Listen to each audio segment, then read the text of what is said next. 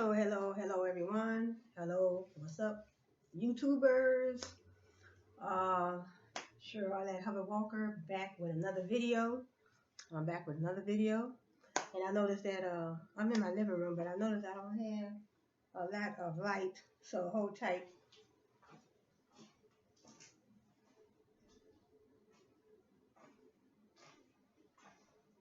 I don't have a whole lot of light, but if I stand up in the camera, I notice because I always play my always play my videos back so I can see. Um, so I can see, how my videos uh, are presented to, you all, you YouTubers. I'm a YouTuber as well. So this is today I have my cottage cheese. It's so good with the corn hood. And I usually pick up the kind with the peaches and the pineapple, but this one I picked up, it's a country style, but it tastes okay. But I like the kind with the fruit in it better. And then also I had my cottage cheese. And then I also had my probiotics. Probiotics, and this is I usually get this pina colada. So pina colada. So what I do is put it on in here like this, and cheers. I'm not in the kitchen today. Just in the living room right now. And this is so good. I just came from the Giant. Bought me a couple 2 4-packs. So they only come in 4-packs, but I'm about ready to write to the company and ask them, can they, well, they start selling it in gallons because it's so good to me. And it's good for your health because it's called Lala yogurt. It's called Lala yogurt smoothie and probiotics. And what it do, it keeps you regular, help you go to the flush your kidneys out, help you flush your kidneys out and everything else. So when you go to the bathroom, and it has 5 grams of protein, and it's made with real fruit. And then I think the sugar, I have misquoted about the sugar. I think it's 16 grams of sugar, but it's still a small amount. And you can also make your own. You can also make your own. Get you some yogurt.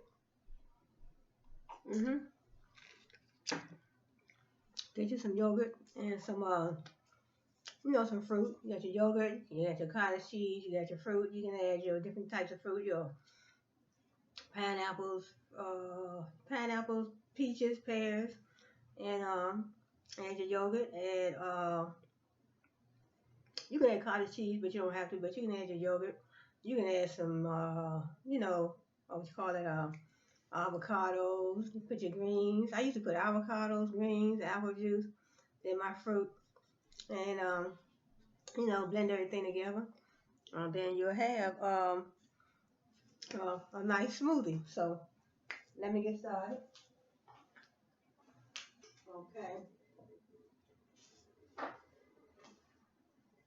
Okay, first I want to talk about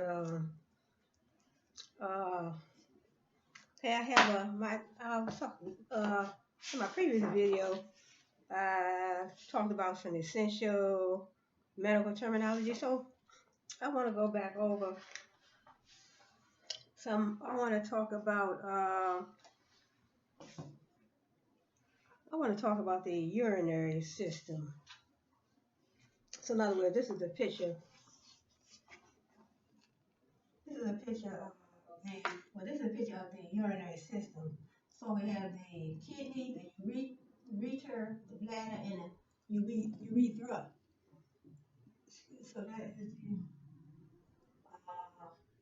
urinary system. See the two, I guess these are the kidneys right here. These are the kidneys. You have the kidneys here, We had the urethra, and then we have the bladder. Let's see, that's the bladder. And then the urethra. It's a urethra. Right here, see the kidneys, two kidneys. They look like they and you know what? They look like liver. You know when you buy liver from the store that come in a pack, they shape like that. But okay, it says the urinary system. The, the urinary system is made up of two kidneys. Uh, we have two kidneys. We have two ureters, the urinary bladder, and the urethra. Working together, the structures of the urinary system are responsible for the elimination of waste from the body. So when they work together, they're responsible for waste from the body. Another function is to regulate the balance of fluids. So it regulates the balance of fluids. Um, Another function is to regulate the balance of fluids and electrolytes, which consists of water, salts, and acids. It says this state of balance and stable in, internal environment is referred to as homeostasis. hmm Homeostasis.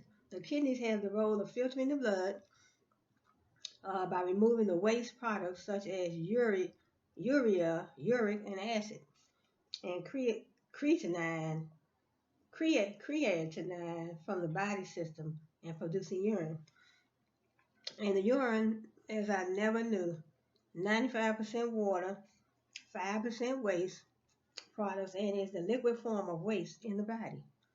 The urine is passed from each kidney by the ureters to the urinary bladder, which is the storage reservoir for the urine.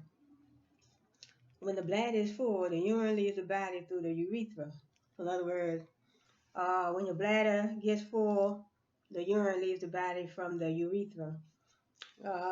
So the urinary system.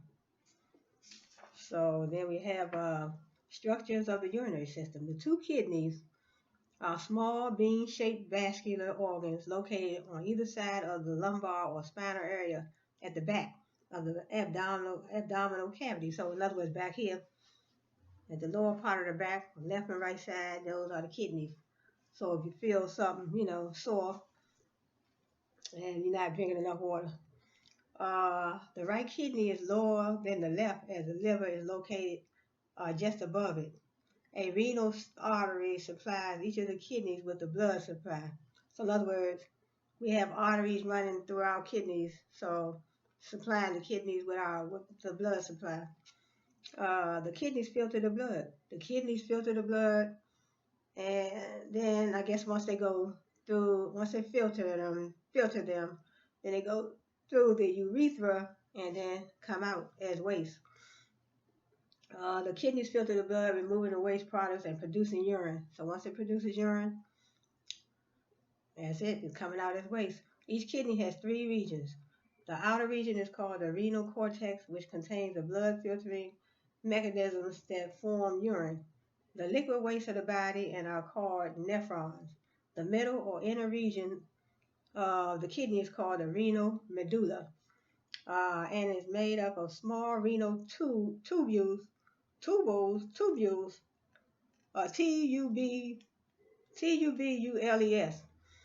which collect the urine. The inner region of the kidney is called the renal pelvis.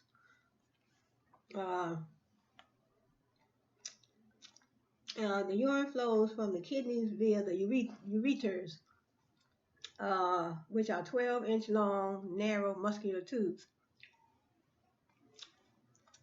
The ureters connect each kidney to the bladder. It is a function of the ureters to carry the urine from the kidneys to the urinary bladder. So in other words, it is a function of the ureters. So in other words, the ureters carry the urine from the kidneys to the bladder. The urinary bladder is a hollow sphere-shaped muscular sac found in the lower middle front section of the abdomen. The function of the urinary bladder is to store urine, and in a normal adult is capable of holding about 600 to 700 milliliters. So in other words, the bladder holds the urine. So the function of the bladder is to store the urine, uh, and it is capable of holding 600 to 700 milliliters. Then it's from the bladder, the urine is passed to the urethra, which is a small tube that leads from the bladder out of the body. In females, the urethra connects the bladder with the urethral meatus, or external opening, which is found anterior to the vaginal opening and carries only urine. In the males, the urethral meatus is at the tip of the penis and carries urine, but also semen. Urine is expelled from the body via the urethra, and this process is called urination, micturition, or voiding. So you have to go to the bathroom. Say, look, you at work and you say you gotta go to the bathroom. I have to, ask your supervisor. I need to go void. So it's urination. Or you say, I need to go urine. I wouldn't tell the boss man I have to go urine. So say, well, you can say, well, I need to go to the ladies' room, and I can't wait. Urination occurs when the bladder gets full. So in other words, when your bladder gets full, your bladder gets full, and you've been drinking, liquids all day. So once your bladder gets full, then it starts contracting. It's where it said the bladder contracts, allowing the two urinary sphincters to control the urine flow out of the body. So once you drink a whole lot of liquids, and then eventually you're gonna have to go to the bathroom. And then it says urine is normally pale, straw colored to deep golden yellow. It's important to note that certain foods and medications can change the color of urine. Blood can also be present in the urine and will be a red or brown color. Urine is also found to be normally clear. Cloudy urine can be an indicator of an infection in either the kidney or the bladder. So in other words, if your urine is cloudy, and it could be a sign of an infection. So try to drink plenty of water first, unless you're in some type of pain or something, and you might want to need to check with your doctor, because sometimes they can prescribe some antibiotics. But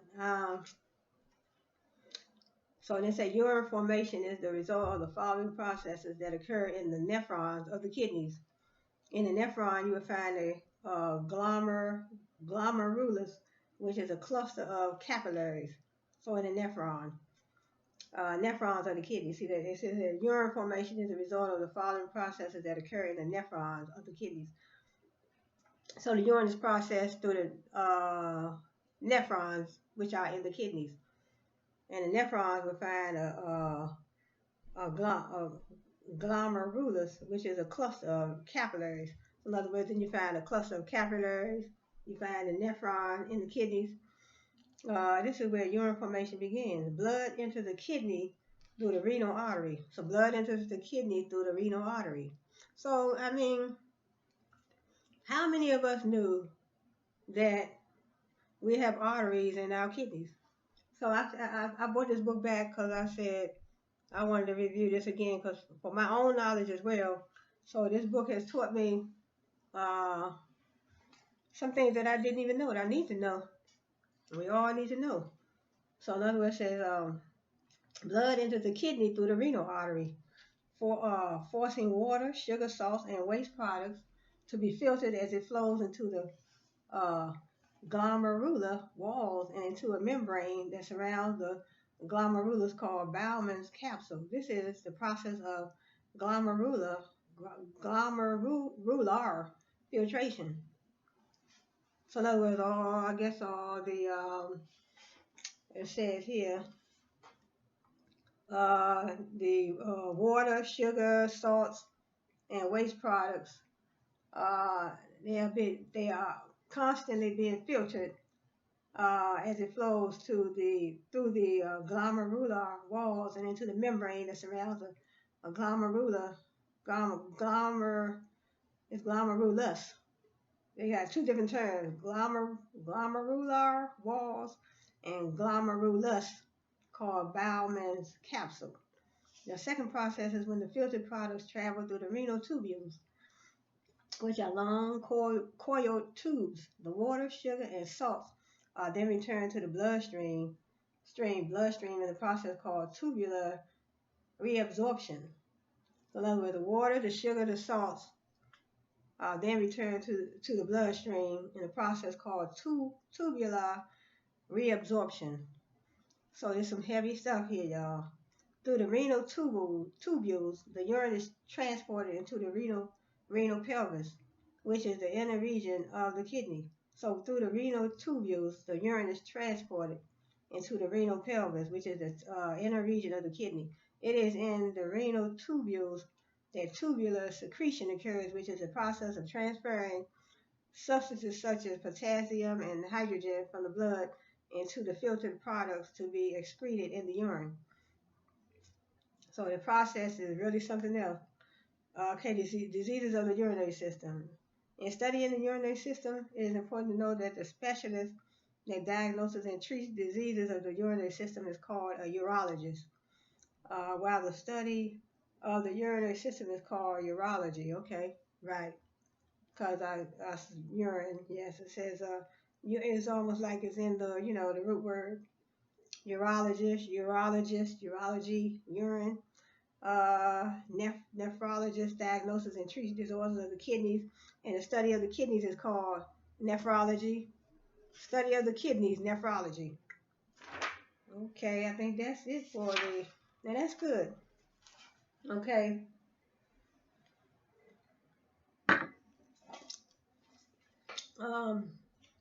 Let's look at. I want to look at the skeletal system. I want to look at the skeletal system now. Okay, we have long bones, short bones, sesamoid bones, flat bones, irregular bones. Long bones, the humerus, the femur. Short bones are your wrist and your ankles are your short bones. Sesamoid bones, the patella. Flat bones, your ribs and your sternum. Irregular bones are vertebrae. They have various shapes and do not fit into the other categories, but it's they call it the vertebrae. Okay, before you begin learning more in depth about the skeletal system, you will need to familiarize yourself with terms related to the planes of the body and body directional terms. Knowledge of these terms will assist you with this body system as well as other body systems. The frontal or coronal plane divides the body into front and back portions. The sagittal plane divides the body into the left and right sections. Dividing the body into upper and lower sections is the transverse plane or axial plane. So in other words, I guess our body is divided by bones, because it says the frontal or coronal plane divides the body into the front. You got the front and back. I guess your front and your back. Sagittal plane divides the body into left and right. And then upper and lower is the transverse plane and the axial plane.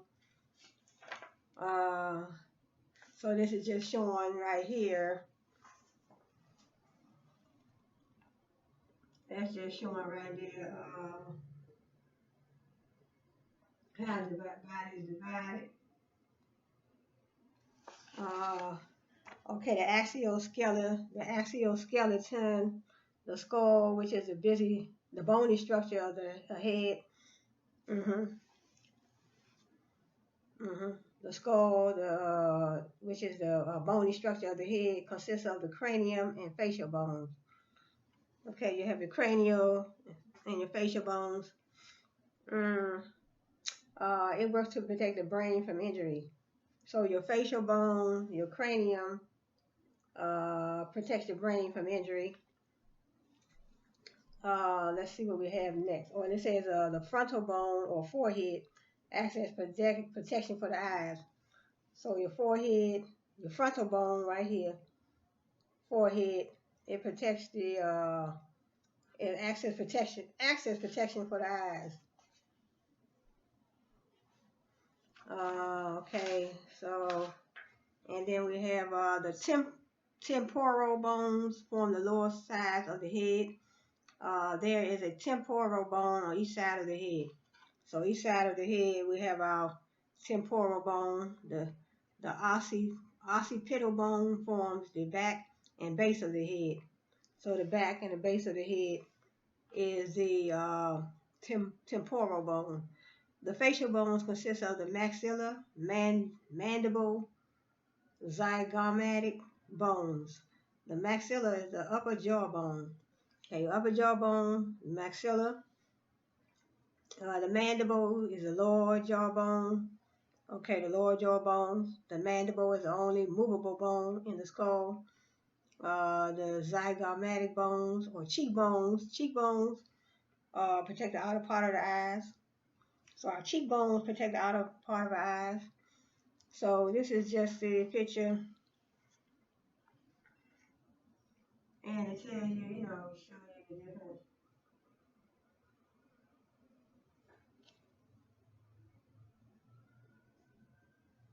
So it's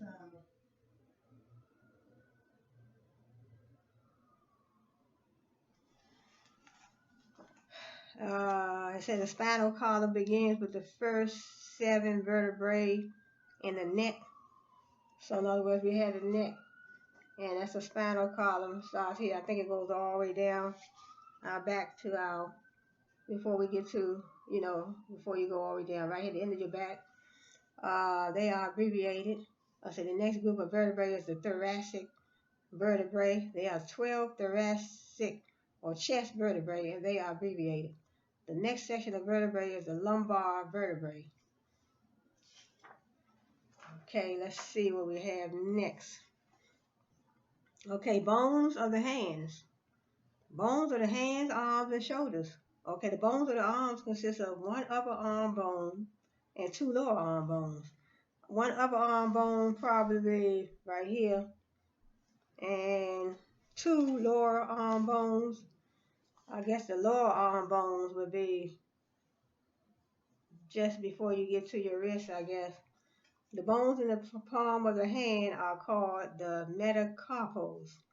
Bones in the palm of our hand. So you got the palm of your hand. Those are called the metacarpals. There are 8 wrist bones. So 8 wrist bones. The bones in the palm of the hand are called the metacarpals. There are 5 metacarpals. 5 metacarpals, and 5 metacarpals in the palm of our hand. And each individual section is called a phalanx. There are 3 phalanx sections. Phalanx, Phalanx, sections to each finger and toe. The exception is the thumb and great toe, which have only 2 phalanges. The shoulder bones consist of the clavicle, also called the collarbone. These bones here. And the scapula, also called the shoulder blade. The longest bone in the body is the femur, also called the thigh bone.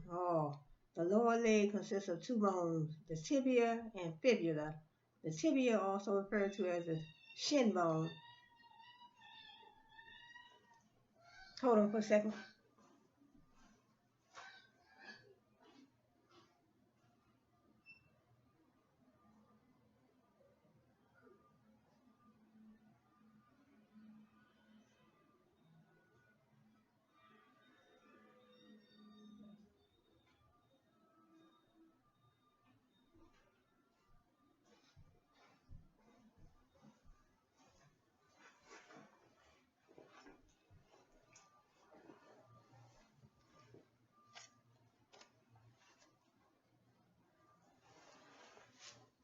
A little chilly.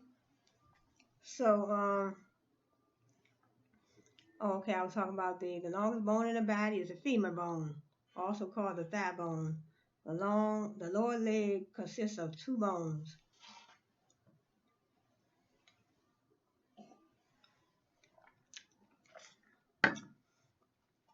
Um, the ankle and the foot bones function to bear the full weight of our bodies as we move about each day. The ankle bones are called the tarsals. There are 7 ankle bones. Imagine that, 7 ankle bones. The largest is the calcaneus or heel bone.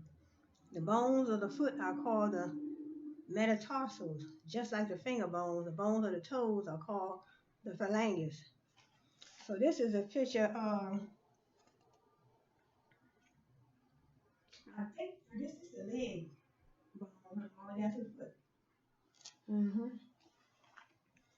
And the pelvic bones provide structure for the hip region. There are 3 pelvic bones that are actually fused together. hmm the largest blade-shaped portion is called the ilium. The ilium, which is rich in bone marrow, is also called the hip bone. The lower portion of the pelvic bone is called the ischium. The ischium is a portion of the pelvic bone one sits on, or the portion of the pelvic bone that one sits on. The lower front part of the pelvic bone is called the pubis bone. There is a left and right segment which is connected by a cartilage called the symphysis pubis. The 2 lower sections of the vertebral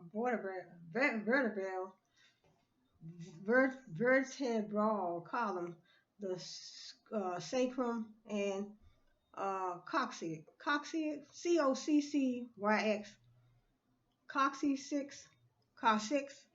coccyx, I guess, form the posterior or back portion of the pelvic bone. Never saw a word spelled like that before. Coccyx. Okay, skeletal system, abnormalities, and the treatment of its disorders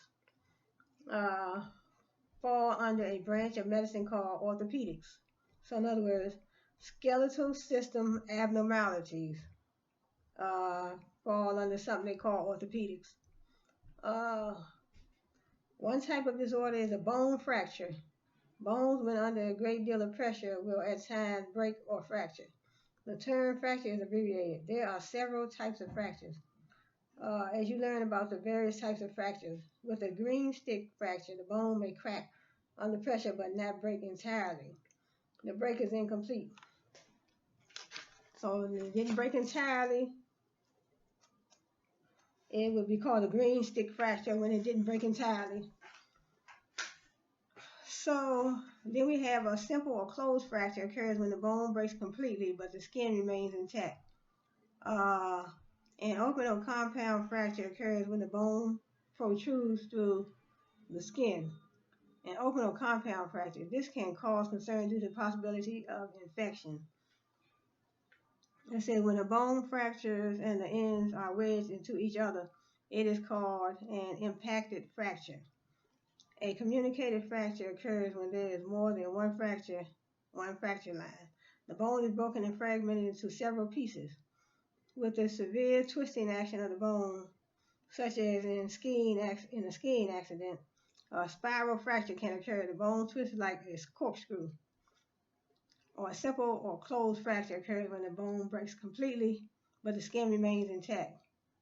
Or an open or compound fracture occurs when the bone protrudes through the skin. This can cause concern due to the possibility of infection. With a severe twisting action of the bone, such as in a skiing accident, a spiral fracture can occur. The bone twists like a corkscrew. A common fracture occurring in children is a Collis fracture. This often occurs when a child lands on an outstretched hand. The break occurs just above the wrist at the distal end of the radius. Another type of fracture is a pathological fracture. This occurs when there is an underlying disease process or bone weakness. Disorders of the skeletal system. There are three common disorders relating to the structure of the spinal column. The first is the lordosis. Remember, lordo is the root word meaning sway back, and osis is the suffix meaning abnormal condition. Lordosis occurs when there is an exaggerated forward curve of the lumbar section of the vertebral column. The second condition is called kyphosis, the root word meaning humpback. With kyphosis, there is an outward curvature of the upper section of the vertebral column. Scoliosis is another disorder related to the skeletal system and the spinal column. Scolio is a root word meaning crooked or bent. Is a lateral curvature of the spinal column, usually in the thoracic region. I think that's it. Next time I'll talk about we have the muscular system.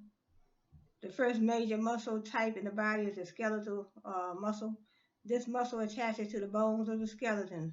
The skeletal muscles are also known as voluntary muscles because it is the person's conscious effort that moves them. Okay, so I'm not going to get into too much more of these medical terms, but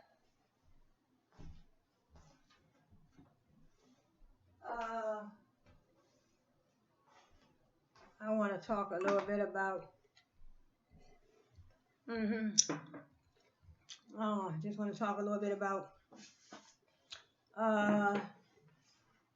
Python for everyone. So in other words, this is good. This is a good book. So when you want to learn programming. In other words, this is an easy. This book is easy to understand. That's why they say Python for everyone. So I believe it's easier to learn.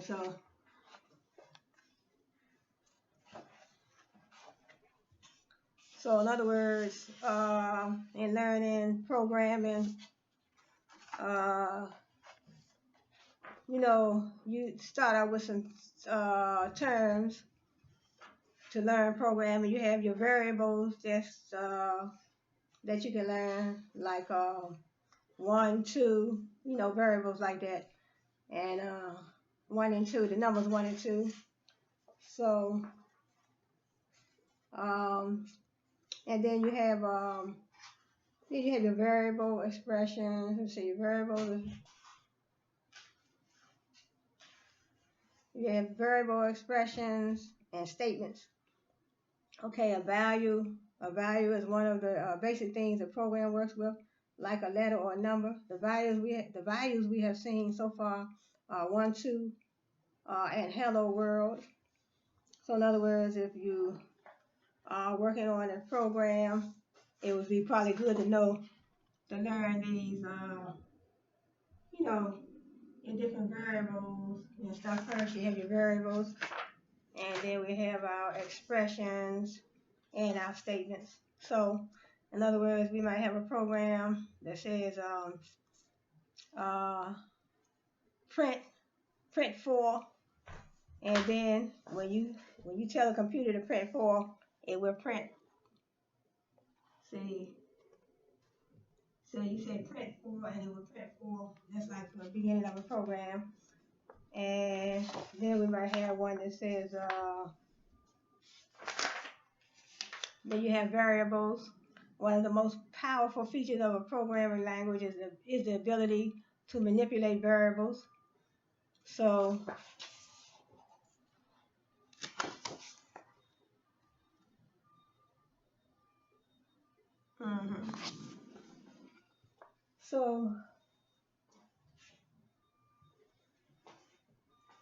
then we have the operators, the operands. You have operators are special symbols that represent computations like addition and multiplication. The values the operator is applied to are called operands. So in other words, I guess when you learn in programming, they say, why should you learn the program? You should learn because you can, I guess you learn programming. This is a way. It could be a way of living, a way to make, make a living, increase your income. And you learn how to write programs on your own. It's just a good skill to learn. So, in other words, is I guess once you learn all the terms in the beginning of the book, because you can understand programming, understanding program.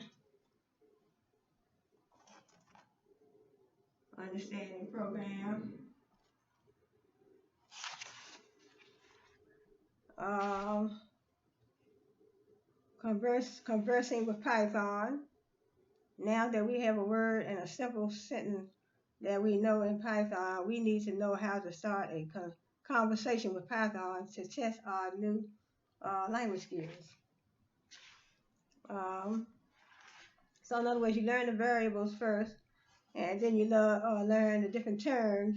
So once you start looking at programs, like this one here says name equals input, enter file, handle equals open, name, R counts, it says for line and handle, words equal line that split, for word in words, counts. This is just an example of a program. And what I had, we have glossary of terms, variables, expressions, and statements. Then we have statements. You have operators, operands, order of operations. So in other words, the order of operations when you're dealing with, it says when more than one operator appears in an expression, the order of evaluation depends on the rules and procedures. For mathematical operators, Python follows a mathematical convention. Parentheses have the highest precedence and can be used to force an expression to evaluate in the order you want. Okay, so say for instance you have this expression right here.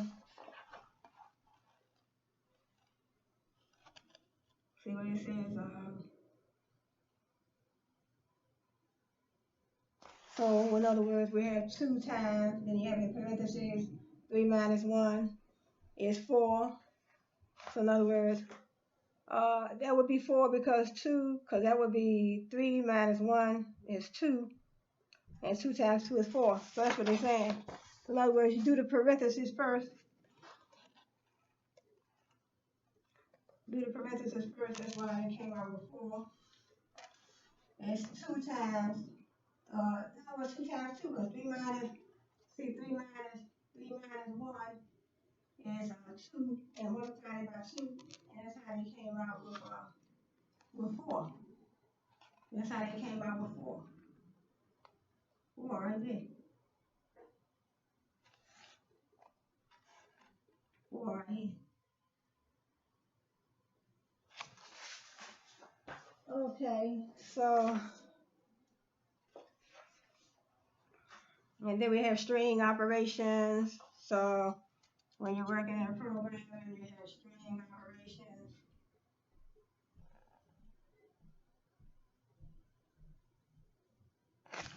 So you got first equals 10, second equals 15.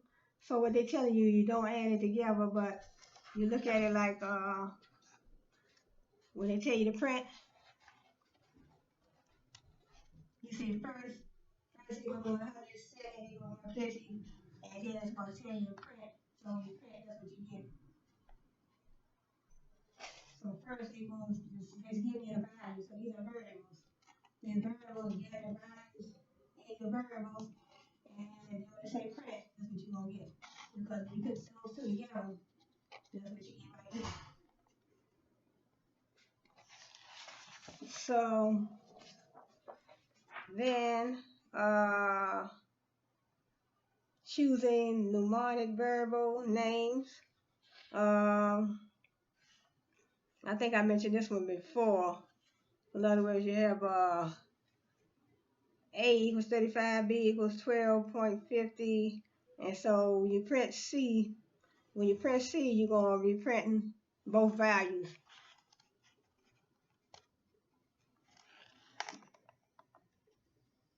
Say A equals 1250. And so you got C equals C is A and B. So if C is A and B, and then it tells you to print C. So when you print C, you're going to print the values of A and B. And that's what's going to be your total. So then you come down here at the bottom. In other words, hours, rate, and pay. So print pay. So let's say print pay. You want to print pay. Pay is equal to hours times rate.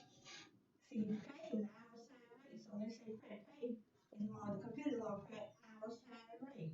And how it's going to print hours times rate. And so you see the values? The values over the value beside hours and rates. So it seemed like it's simple in the beginning, but I guess to learn a large program, then they got debugging. At this point, the syntax error you are most likely to make is an illegal variable name, like class and yield, which are keywords or odd job and US, which contain illegal characters. So I think that's it. Then we had a conditional execution.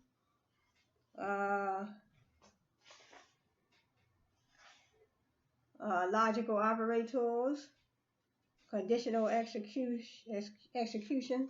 So just a little bit, just showing you a few little items here. So this is like a little chart.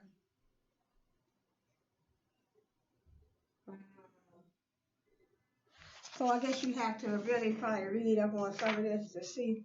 So I think that's all for that book. Then I have another book.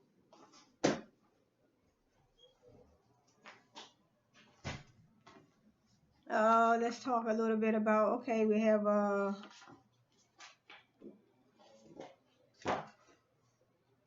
management information systems.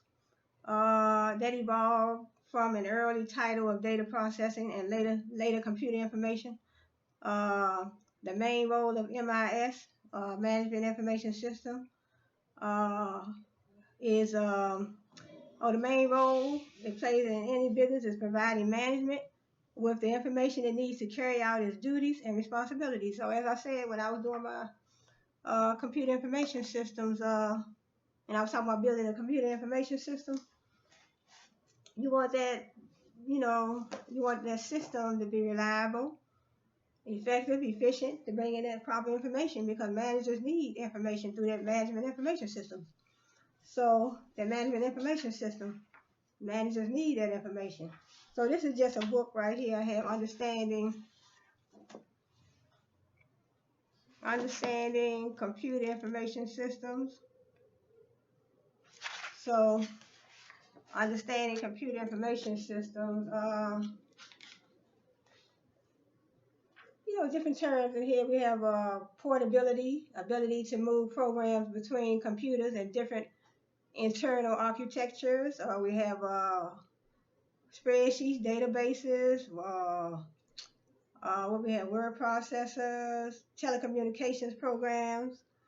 We have a database administrator, individual in charge of design and maintenance of databases in a large organization. And data duplication. This problem with conventional file systems where the same data is stored in 2 or more places.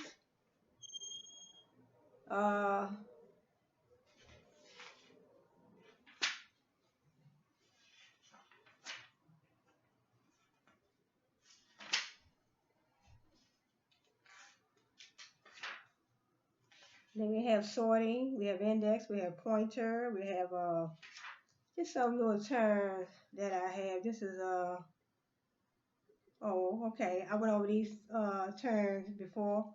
We have a modem, piece of computer hardware used to convert digital information to a form that can be transmitted and received over the dial telephone network. We have a bus, interconnection scheme for computers, also refers to a network topology in which a number of computers share a common connection cable or modem.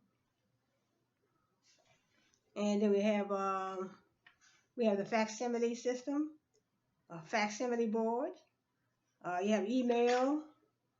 I'm not gonna read all these, but this is just some terms. Just some terms that coat off, getting a little hat now. So then we have just a few little terms. You know, information utilities. We have some of these terms I go over a little later, but we have nesting, inclusion of program structures within other program structures. We have coding, syntax error. So in other words, when there's an error and you write the program, you might get a syntax error or logic error. See, syntax error, error in writing a computer program where the language rules of formulating statements and instructions have been violated. In other words, you're supposed to follow certain rules when you're writing your programs. So if you get a syntax error, then you didn't, follow the proper rules when it comes to programming. Logic errors, the program either doesn't run properly or it produces incorrect output. So sometimes you have to go back and look at these computers right here. These are the ones we had back in the day, older models. So older model word processors. So what they call a programmer coding the program. Then we have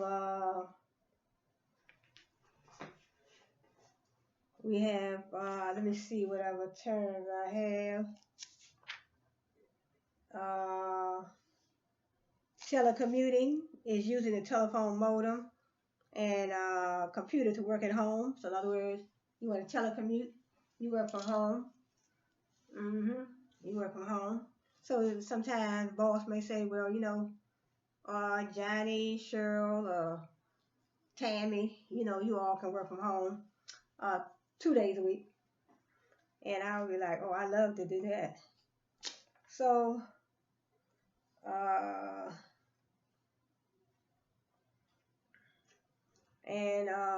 let's see, cost of computer crime. So in other words, when you're dealing with, so in other words, my previous videos, I was talking about building a computer information system. So I have my company, Cheryl. Well, I can say Cheryl's. In other words, say for instance, I have houses. I have houses, apartment. I have an apartment complex, and I want to make sure my tenants have their computers put in, so they can all access the internet. So, information systems. I want an information system. I want to use information technology. I want to have computer systems put in all the apartments so they can be able to access the internet. So that's how I want to do that. And so I need to have, I need to hire a couple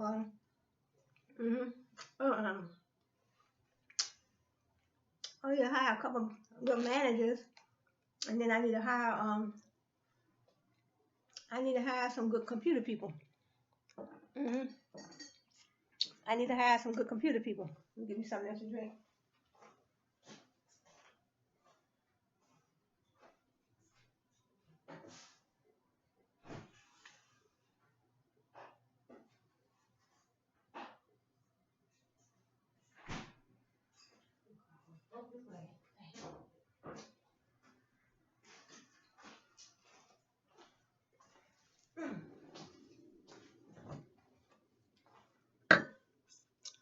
I drunk one, so I need another one.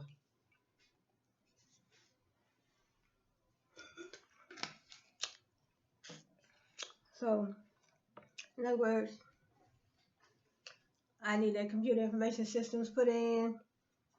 I need a computer information system, and so I have my business. I have my niche. I have my target market. I have my brand. I'm trying to build my brand. So I need my networking people to put my computer information system in, and I want to put them in all my apartment units. Cheryl's B&B Apartments LLC. Cheryl's B&B Apartments LLC. So I need somebody. I need my networking person to put those computer information, put those computers in, so they can provide me with my information that I need as an owner and my managers for my tenants. So I'm trying to build my brand. So that's very important. So building my brand, I have to make sure my customers are satisfied. They are, they are satisfied, and it's the systems that they are using, they'll be able to, obtain the information that they need. So I need my networking professionals to put my information systems in. I want them in all my apartment units because it's important to me to satisfy my tenants, my customers. So that's how that is going to be. So it's very important to build your brand, because you have to, when you build your brand, you have to, when you have something that the customers want and like, in other words, they're not going to like your brand if you say, hey, and your brand and your products are supposed to do, you say they're supposed to do one thing, but they don't do what you say they're going to do. And sometimes customers can spread the word to other customers, other potential customers, and say, hey, oh, she has a good product. I like her products. Her information systems that she put in all the units, they do exactly what the customers want them to do. We obtain our information. We're working from home. Some tenants might want to work from home, as I just mentioned in one of my terms, telecommuting. So, you never know what people need computers for. So computers, you can still call an information system, because it's an information system for me, because I'm doing my videos every day. I'm on the internet. I have Microsoft Word. I have PowerPoint. I have Excel. So this gives me all the information that I need. So I consider my computer my information system. So on a daily basis, I'm building up my brand. My YouTube channel. I'm building that up. And also I have my retail website that I'm building that brand up as well. So I have to have my information system, which is my computer. I need this system so I can go on my website, update my inventory, check on my customers, make sure my customers have what they need, what they want, and then I build my YouTube brand, my YouTube channel, build that up so I can provide quality information for you, other YouTubers as well. So class, I think I'm going to close out on this note today, and I'll come back probably with another video.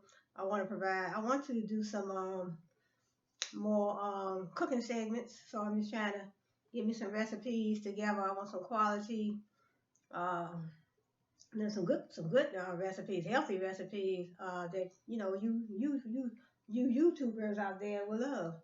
So I'm the type of person I like to find recipes that no one else has.